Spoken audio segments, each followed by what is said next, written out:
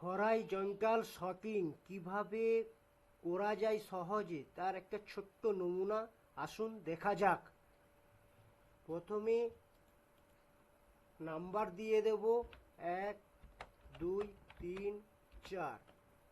এই নাম্বারের ঘর থেকে পুরো ডেটাটা সিলেক্ট করে নিয়ে শর্টিংয়ে যাব। শর্টে গিয়ে প্রথমে এই অপশানটাকে শর্ট লেফট টু রাইট করে নেব। দিয়ে এখানে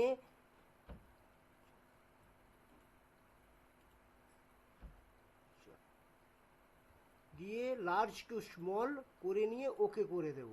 দেখুন আমার নাম এখানে চলে এসেছে, নাম্বারগুলো এধারে চলে এসেছে। আবার ডেটাতে গিয়ে আমি শর্টে যাব, গিয়ে এখানে স্মল টু লার্জেস্ট করে দেব, দিয়ে ওকে। দেখুন আবার নাম এখানে চলে এসেছে, এপাশে মার্কসগুলো চলে এসেছে। এটা হরাইজন্টাল শর্টিং করবার ছোট্ট টিপস।